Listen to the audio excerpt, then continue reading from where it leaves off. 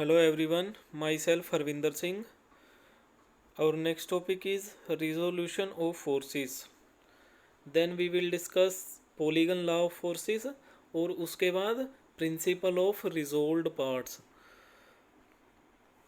So let us understand what is resolution of forces. इससे पहले कि आपको मैं थोड़ा रिमाइंड कराना चाहूँगा कि लास्ट लेक्चर में हमने डिस्कस किया था what is composition of forces and what are the laws related to composition of forces. तो लास्ट लेक्चर में हम कंपोजिशन ऑफ फोर्सेस को डिटेल में डिस्कस कर चुके हैं और आज हम डिटेल में डिस्कस करेंगे resolution of forces. So what is the resolution of forces? Splitting of a force in two components such that no change in the external effect occur on the body is called the resolution of forces। इसका मतलब क्या हुआ? resolution of forces का मतलब होता है कि body पे कोई एक फोर्स लगी हुई है, उस फोर्स के टू कंपोनेंट्स फाइंड आउट करना in X direction and Y directions. Means एक फोर्स को आपने टू फोर्सेस में स्प्लिट कर दिया, इसे हम बोलते हैं रेजोल्यूशन ऑफ फोर्सेस।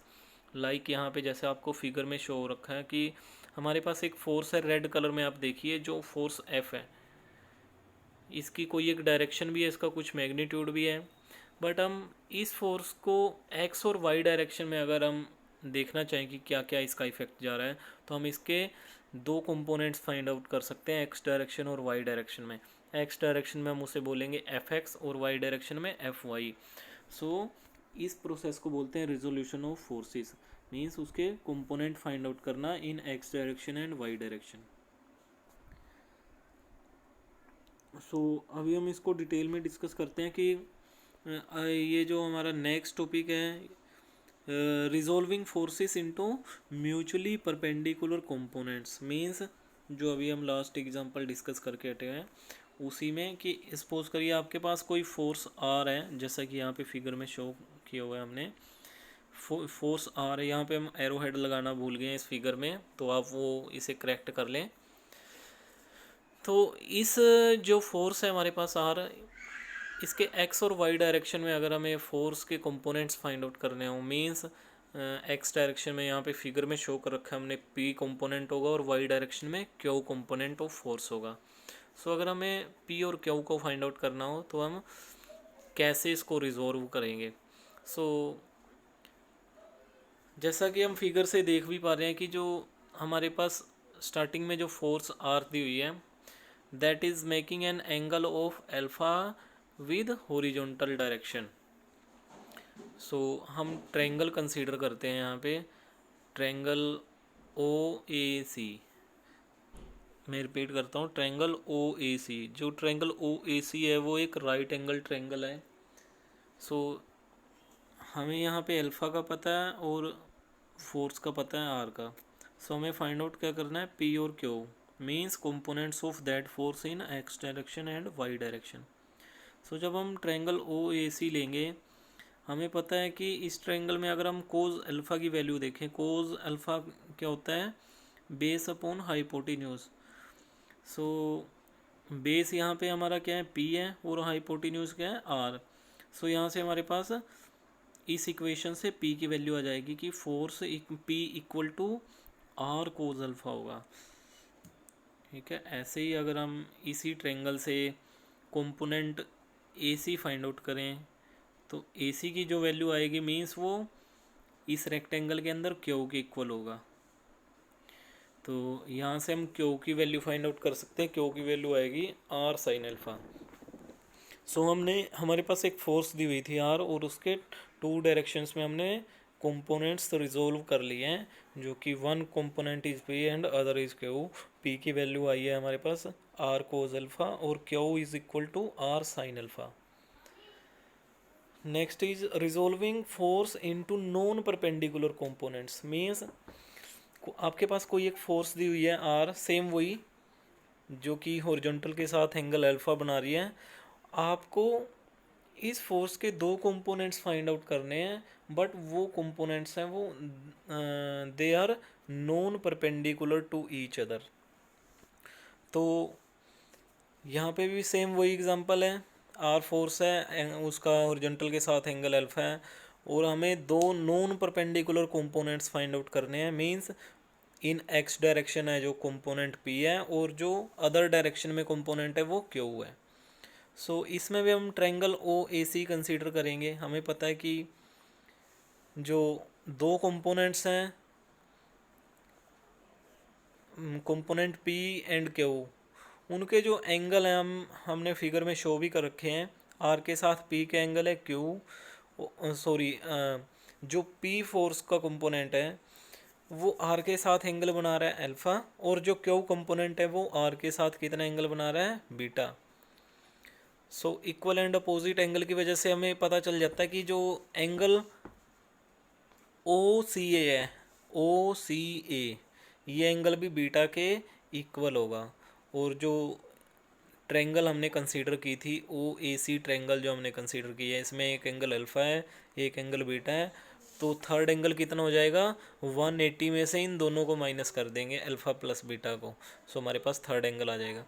अब हमारे पास इस ट्रायंगल के तीनों एंगल हैं और आर हमारे पास फोर्स हमें दे रखी है। तो हमने फाइंड आउट क्या करना है, पी और क्यू। इस ट्रायंगल में पी किसके इक्वल होगा, ओ ए के इक्वल, और क्यू किसके बराबर होगा, Q equal to O B है अगर हम देखें तो।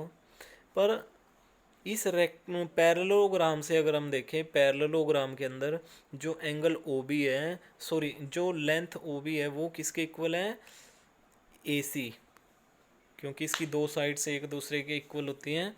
तो जो लेंथ ओ बी है वो ए सी लेंथ के इक्वल होगी। मीन्स जो हमारे पास क्यू की वैल्यू आएगी that will be equal to A C. So हम लास्ट लेक्चर में एक हमने टॉपिक डिस्कस किया था, triangle law of forces. Triangle law of forces में क्या होता है कि अगर हमारे पास तीन फोर्सेस हैं और जो एक ट्रायंगल की फॉर्म में है और उनके बीच में हमें एंगल्स भी पता है कितने हैं, तो हम वहाँ से साइन फार्मूला का यूज़ करके वो अदर फोर्सेस को हम फाइंड आउट कर सकते हैं। तो यहाँ पे हम साइन फार्मूला लगाएंगे, या ये कह सकते हो कि आप ट्रायंगल लॉ ऑफ फोर्सेस का यूज़ करेंगे। यहाँ पे लास्ट में देखिए आपको लिखा हुआ भी है कि applying sine rule to triangle O A C we get, sine formula के अकॉर्डिंग क्या होता है, जो हम फोर्स कंसीडर कर रहे हैं उसको डिवाइड किया जाता है साइन ऑफ एंगल। एंगल कौन सा लेते हैं, उसके अपोजिट डायरेक्शन में, उसके फ्रंट में जो एंगल होता है वो। मींस अगर हम ओ ए की बात करें, ओ ए डिवाइड बाय साइन, ओ ए के फ्रंट में एंगल कौन सा है, जो उसके अपोजिट डायरेक्शन में है, एंगल बीटा है। जो या फिर हम ये भी कह सकते हैं कि एंगल बीटा है जो O C A, angle O C A. So sine rule के according O A divide by sine beta हो जाएगा और A C divide by sine alpha हो जाएगा। और ऐसे ही जो ओ सी है, O C divide by sine 180 minus alpha plus beta हो जाएगा। सो यहाँ से हमें ओ सी का हमें पता है, मीन्स जो स्टार्टिंग में आर की वैल्यू दी हुई है। सो इस साइन रूल है जो, इसमें से किन्हीं भी दो पार्ट्स को हम इक्वल करके उनकी वैल्यू फाइंड आउट कर सकते हैं। सो यहाँ पे हमें फाइंड आउट क्या करना था, पी और Q, means O A and A C हमें फाइंड आउट करना है। तो पहले हम आर वाले पोर्शन के इक्वल किसको रखेंगे, ओ ए को, और फिर ए सी को रखेंगे। सो ऐसे हम पी एंड क्यू की वैल्यू फाइंड आउट कर सकते हैं। सो ये थी हमारे पास resolving forces for non perpendicular components के लिए, जिसमें हम साइन रूल का यूज़ करेंगे। Next is the resultant of a number of coplanar concurrent forces. So अभी तक हम डिस्कस कर चुके हैं कंपोजिशन ऑफ फोर्सेस जो लास्ट लेक्चर में हुआ है। आज हमने डिस्कस किया रिजोल्यूशन ऑफ फोर्सेस। सो अभी हमारा नेक्स्ट टॉपिक जो स्टार्ट हो रहा है वो है लार्ज नंबर ऑफ फोर्सेस के लिए। आपको आपके पास एक बॉडी पे large number of forces are acting and we have to find the resultant of these forces. So इसके लिए दो लॉ है हमारे पास, एक है polygon law of forces and second is the resultant by the principle of resolved parts. So पहले हम डिस्कस करते हैं पॉलीगन लॉ ऑफ फोर्सेस। जो पॉलीगन लॉ ऑफ फोर्सेस है बहुत इंपॉर्टेंट और पूछा भी जाता है। सबसे पहले एक ग्राफिकल मेथड है, इसमें कुछ भी हमारे पास एनालिटिकल नहीं होता। सो इसमें ग्राफिकली हम ड्रॉ करते हैं सारा कुछ, और उसके बेसिस पे हम जो फोर्सेस है उनका रिजल्टेंट फाइंड आउट कर सकते हैं। सो जो पॉलीगन लॉ ऑफ फोर्सेस है वो क्या कहता है, if any number of concurrent forces क्या होती हैं, कंकरेंट फोर्सेस हम पहले डिस्कस कर भी चुके हैं। वो फोर्सेस जो एक सेम पॉइंट के थ्रू से पास हो रही हो सभी की सभी, जैसे हमने उसका एग्जांपल भी दिया था ट्राईपोड का। जो कैमरा होता है ट्राईपोड, कैमरे का जो ट्राईपोड स्टैंड होता है आपने देखा भी होगा, है ना, उसमें 3 आर्म्स होती हैं, वो एक पॉइंट पे जाके ऊपर मिलती हैं, तो उनमें इक्वली वो फोर्स डिस्ट्रीब्यूट होती है। So concurrent forces means line of action is passing through same point. So हम इसको समझते हैं अब। If any number of concurrent forces acting on a body are represented in magnitude and direction by the sides of a polygon taken in order, then resultant is represented in magnitude and direction by the closing side of a polygon taken in opposite order। इसका क्या मतलब हुआ है, इसका मतलब ये हुआ कि सपोज करिए आपके पास कोई एक बॉडी है और उस पर नंबर ऑफ फोर्सेस एक्ट कर रही हैं। वो नंबर ऑफ फोर्सेस 3 भी हो सकती हैं, 4 भी हो सकती हैं और 5 भी हो सकती हैं, कुछ भी हो सकती हैं, एनी नंबर ऑफ फोर्सेस। सो हमने उन फोर्सेस का रिजल्टेंट फाइंड आउट करना है। तो ये पॉलीगन लॉ क्या कहता है कि आप उन फोर्सेस को एक वेक्टर फॉर्म में रिप्रेजेंट कर लीजिए। वेक्टर फॉर्म हम पहले डिस्कस कर चुके हैं। वेक्टर फॉर्म में होता क्या है कि हमारे पास कोई भी फोर्स होती है, उसका कुछ ना कुछ मैग्नीट्यूड दिया होता है, उसके मैग्नीट्यूड के अकॉर्डिंग हम उसकी एक लेंथ लेते हैं, ग्राफिकली मेथड में उसकी एक लेंथ ड्रॉ करेंगे, है ना। जैसा कि आपको यहाँ पे 2 फिगर भी नज़र आ रहे हैं, फिगर ए और फिगर बी। तो इसके अंदर क्या होता है, वेक्टर रिप्रेजेंटेशन कैसे करते हैं हम फोर्सेस की, जैसे कि आपके पास 4 फोर्सेस दी हुई हैं, तो आप इसमें क्या करेंगे, जो फोर्सेस है P1 P2 P3 and P4। तो vector representation means figure B की अगर हम बात करें तो कैसे करेंगे, वो हम क्या करेंगे, सपोज करिए P1 का कुछ ना कुछ मैग्नीट्यूड दिया होगा, P1 फोर्स का। तो फिगर बी में हम उसको ड्रॉ करने के लिए उसके मैग्नीट्यूड के अकॉर्डिंग एक लेंथ ड्रॉ करेंगे। ठीक है, हमने एक लेंथ ड्रॉ कर ली और उसी ही डायरेक्शन में उसको ड्रॉ करेंगे जिस डायरेक्शन में उसका एरो हेड दिया हुआ है। और जो ये लेंथ हम वेक्टर हमने ड्रॉ किया है, ए बी वेक्टर ड्रॉ किया है फिगर बी के अंदर, उसकी लेंथ हमने कैसे ली है, मैग्नीट्यूड ऑफ फोर्स के अकॉर्डिंग। और सेकंड थिंग ये है कि जो वेक्टर आपने ए बी ड्रॉ किया है, this will be parallel to the line of action of force P1। Means जो P1 की डायरेक्शन है, जो P1 है उसके पैरेलली आपको ये ड्रॉ करना है। ये ड्रॉ करने के बाद उसके बाद आप P2 को ड्रॉ करेंगे हम। ठीक है, पॉइंट बी से स्टार्ट करेंगे और सी तक लेके जाएंगे। जो P2 का मैग्नीट्यूड होगा उसके अकॉर्डिंग ही इसकी लेंथ हम डिसाइड करेंगे। सपोज करिए आपके पास P1 10 किलो न्यूटन थी, तो P1 ए बी के ऊपर हम उसकी लेंथ 10 सेंटीमीटर ले सकते हैं। इन केस आपके पास P2 की वैल्यू 20 न्यूटन है, तो यहाँ पे हम जो BC की लेंथ लेंगे फिगर बी के अंदर, वो उसी प्रोपोर्शनेट में हम लेंगे, उसको डिसाइड करेंगे। तो यहाँ पे हम उसकी 20 सेंटीमीटर लेंथ लेंगे और जो BC वेक्टर आपने ड्रॉ किया यहाँ पे, वो जो फोर्स आपको P2 दी हुई है फर्स्ट फिगर में, उसके पैरेलली ड्रॉ करना है आपने ये वेक्टर BC। ऐसे ही हम वेक्टर थर्ड जो ड्रॉ करेंगे CD के नाम से है। CD हम कैसे ड्रॉ करेंगे, P3 जो फोर्स दी हुई है फिगर 1 में उसके मैग्नीट्यूड के अकॉर्डिंग और P3 के पैरेलल ड्रॉ करेंगे। ऐसे ही P4 हम ड्रॉ करेंगे, जो फिगर 2 के अंदर वेक्टर कौन सा होगा हमारे पास, DE। इसकी लेंथ हम कितनी लेंगे, वो P4 के मैग्नीट्यूड डिसाइड करेगा कि इसकी लेंथ क्या होगी, और वो P4 के पैरेलल होगा। सो हमने हमारे पास 4 फोर्सेस दी हुई थी हमने, और चारों के यहाँ पे वेक्टर ड्रॉ कर दिए हैं। फर्स्ट का वेक्टर था AB, then BC, then CD और देन DE। अब पॉलीगन लॉ ऑफ फोर्सेस क्या कहता है कि अगर आपके पास नंबर ऑफ फोर्सेस हैं और आपने एक पॉलीगन के अंदर उनके वेक्टर ड्रॉ कर लिए हैं, तो जो उस पॉलीगन की एक साइड रहेगी, क्लोजिंग साइड होगी, that will represent the resultant of these forces. Means जैसे हमारे पास यहाँ पे 4 फोर्सेस थी, हमने एक पॉलीगन ड्रॉ किया है, इसमें चारों साइड्स हमने ड्रॉ कर लिए हैं, पर जो उसकी क्लोजिंग साइड रह गई है, फिफ्थ साइड, वो इन फोर्सेस का रिजल्टेंट शो कर रही है। सो हम यहाँ से मेज़र कर लेंगे उसको, फिगर बी के अंदर हम मेज़र करेंगे कि जो ई ए की लेंथ है वो कितनी है, और प्रोपोर्शनली उसको हम मैग्नीट्यूड में कन्वर्ट कर देंगे।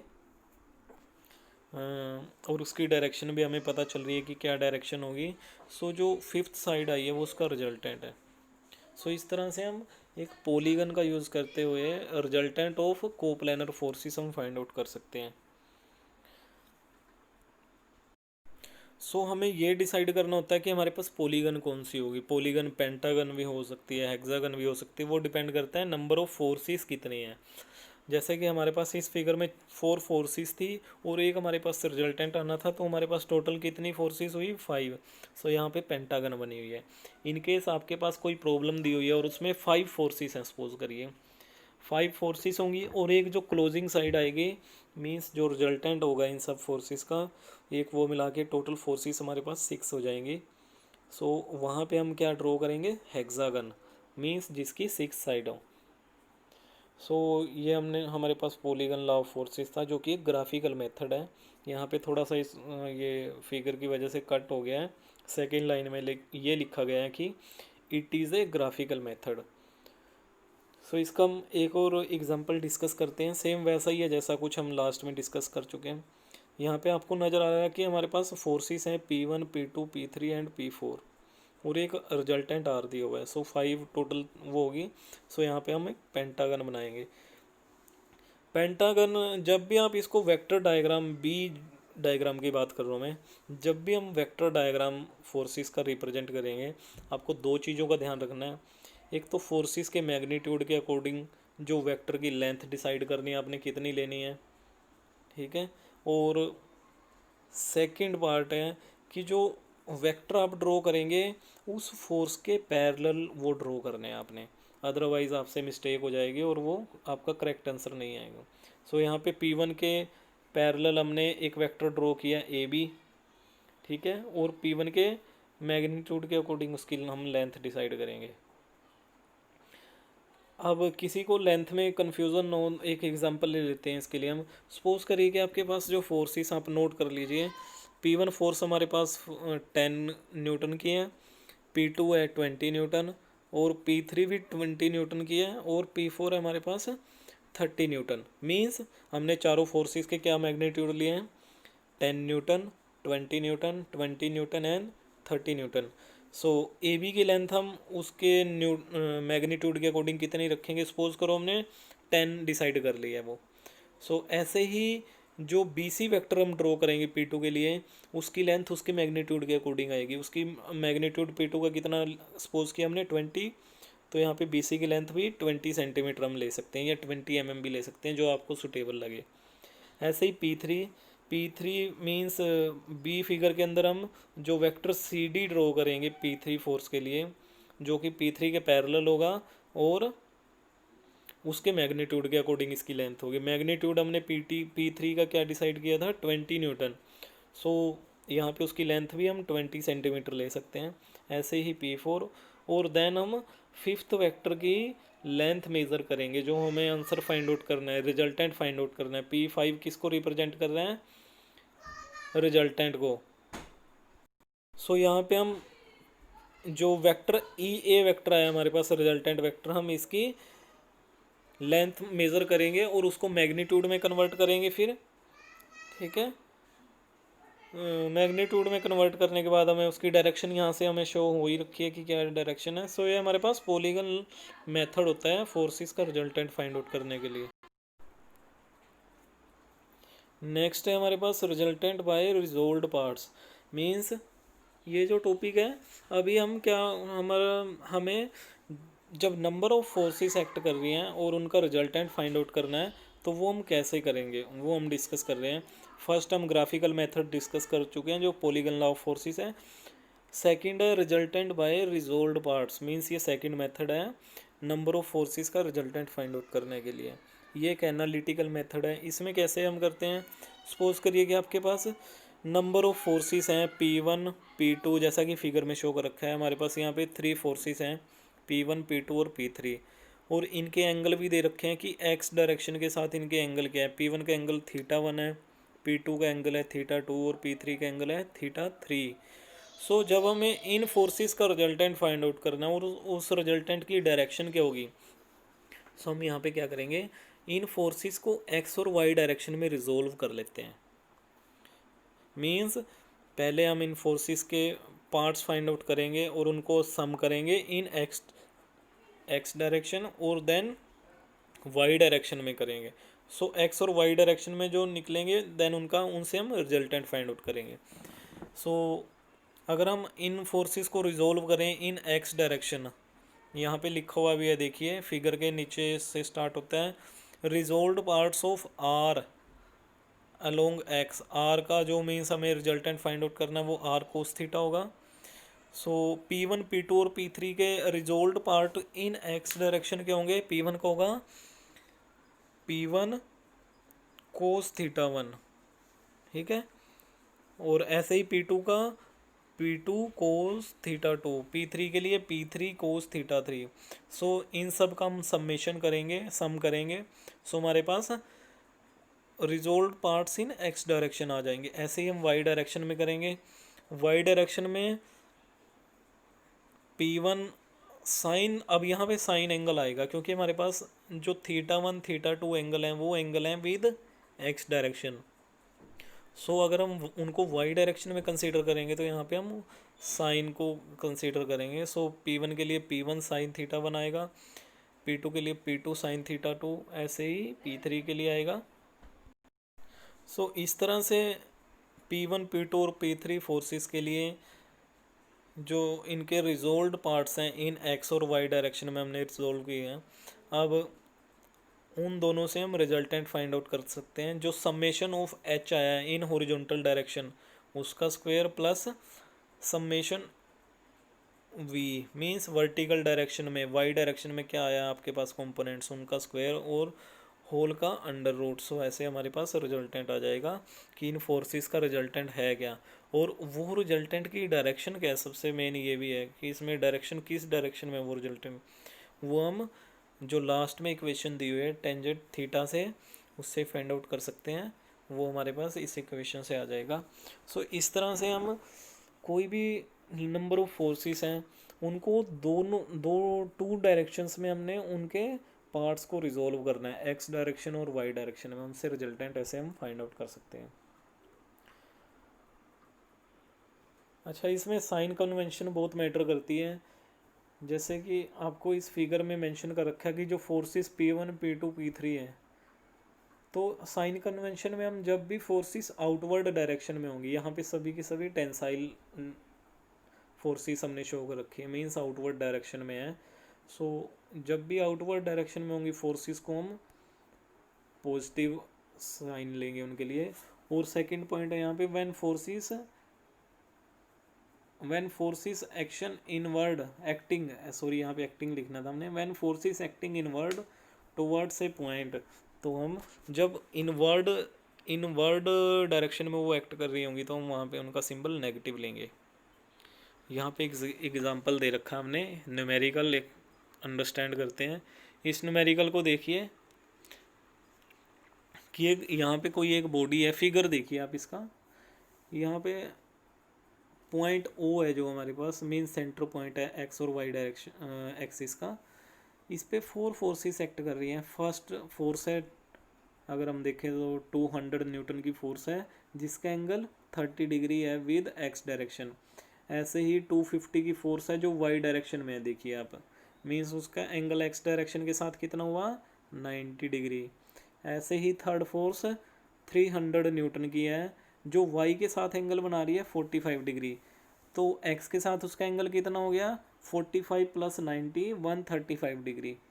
ऐसे ही फोर्थ फोर्स है 350 न्यूटन, तो 350 का एंगल कितना बन रहा है एक्स डायरेक्शन ईस्ट के साथ, अगर हम वहाँ पे देखें तो वो 40 डिग्री तो नीचे हो गया उसका और 180 डिग्री ऊपर हो गया, तो टोटल कितना हो गया 220 डिग्री। सो जब हम इन फोर्सेस को रिजोल्व करेंगे इन एक्स डायरेक्शन और वाई डायरेक्शन, एक्स डायरेक्शन में स्टार्टिंग में दिखाया हुआ है टोटल फोर्सेस 4 है हमारे पास, तो चारों को हम देखते हैं कि कैसे होगा। यहाँ पे फर्स्ट के लिए 200 न्यूटन कोस 30 लिया हुआ है, बिल्कुल राइट है जैसे हम डिस्कस कर चुके हैं। ऐसे ही सेकंड के लिए 250, उसका एंगल कितना है 90 डिग्री है। थर्ड का 300 कोस 135 लिया हुआ है, देखो यहाँ पे 135 क्यों लिया, क्योंकि 45 प्लस 90। ऐसे ही 350 कोस 220 का लिया हुआ है। सो यहाँ से हम उसको रिजोल्व करते हैं तो हमारे पास एक्स डायरेक्शन में फोर्सेस की वैल्यू आती है -307 न्यूटन। ऐसे ही हम वाई डायरेक्शन में इनके कंपोनेंट्स फाइंड आउट करेंगे तो उसमें हम हमारे पास सॉल्व करने के बाद आया 337.4 न्यूटन। सो यहाँ से हम उनका रिजल्टेंट फाइंड आउट करेंगे और ऐसे ही हम उसका डायरेक्शन भी फाइंड आउट कर सकते हैं, एंगल थीटा कितना आ रहा है एक्स के साथ। सो ये एक छोटा सा न्यूमेरिकल था उसको समझने के लिए। यहाँ पे हम एक चीज़ देख सकते हैं कि जो फोर्सेस है हमारे पास, जो 4 फोर्सेस हैं सारी की सारी आउटवर्ड डायरेक्शन में है। सो यहाँ हमने उनका सिंबल सबका प्लस रखा है। इन केस इनमें से कोई भी एक फोर्स नेगेटिव होती मीन्स इनवर्ड डायरेक्शन में होती तो हम उसको माइनस सिंबल के साथ लेते, माइनस का उसका साइन लेते जब हम उसको एक्स और वाई डायरेक्शन में रिजोल्व करते तब। नेक्स्ट है इक्विलिब्रियम ऑफ ए पार्टिकल। कोई भी पार्टिकल इक्विलिब्रियम में कब होता है, when resultant of all forces acting on it is 0। इसका मतलब क्या हुआ कि कोई भी बॉडी इक्विलिब्रियम में है, मीन्स कोई बॉडी रेस्ट पे है तो रेस्ट पे रहेगी वो। अगर मैं उस पर किसी एक डायरेक्शन में फोर्स लगा दूं तो वो मूव करना स्टार्ट कर देती है। तो वो रेस्ट पे कब तक थी, जब तक उस पर कोई भी फोर्स एक्ट नहीं कर रही थी। या फिर हम ये भी इसका सेकेंड एग्जांपल एक और ले सकते हैं। मान लीजिए कोई एक बुक रखी टेबल पे, आप उसको दो साइडों से पकड़ते हो और दोनों साइड से खींचना स्टार्ट कर देते हो, और अगर जो मैं फोर्स लगा रहा हूँ दोनों साइडों में वो इक्वल लगाऊंगा तो वो किस साइड में मूव करेगी, वो किसी भी डायरेक्शन में मूव नहीं करेगी क्योंकि दोनों साइड से उस पर इक्वल फोर्स लगी हुई है। सो इक्वल फोर्स दोनों साइड में है तो वो दोनों एक दूसरे को कट ऑफ कर देती हैं, और जिसकी वजह से जो नेट फोर्स होती है बॉडी पे वो जीरो हो जाती है। सो जब भी बॉडी पे net force means total force या फिर इफ़ेक्टिव फोर्स कह सकते हैं हम, अगर वो जीरो होगी किसी भी बॉडी पे तो उस टाइम बॉडी अपनी पोजीशन चेंज नहीं करेगी, वो इक्विलिब्रियम में रहेगी। और या फिर हम ये भी कह सकते हैं कि particle will be in the state of equilibrium. So कब, जब नेट फोर्स जीरो होती है, या फिर रिजल्टेंट फोर्स हम कह सकते हैं। सो रिजल्टेंट फाइंड आउट करने की ये इक्वेशन थे, हमने डिस्कस अभी की है। अगर रिजल्टेंट फोर्स ही हमारे पास जीरो होगी तो इस इक्वेशन में हम आर की वैल्यू जीरो पुट करेंगे तो हमारे पास इक्वेशन नंबर 2.11 आ रही है। देखो इसमें इसको सोल्व करने के बाद क्या आता है कि summation of forces in X direction zero है और summation of forces in Y direction भी जीरो है। एफ एक्स और एफ वाई जीरो होने का मतलब क्या है, इस इक्वेशन से हम ये समझेंगे कि जो फोर्सेस एक्स डायरेक्शन में आएंगी, जितनी भी फोर्सेस हैं, जब उनको एक्स डायरेक्शन में रिजोल्व करेंगे तो उनका सम जीरो आना चाहिए। ऐसे ही जब उनको हम वाई डायरेक्शन में रिजोल्व करेंगे तो उनका सम जीरो आना चाहिए। सो इस तरह से जब कोई भी बॉडी पे नेट फोर्स जब जीरो होगी तब वो इक्विलिब्रियम की स्टेट में होगी। सो ये बुक्स हैं जो आप इस सब्जेक्ट के लिए फॉलो कर सकते हैं। Thank you.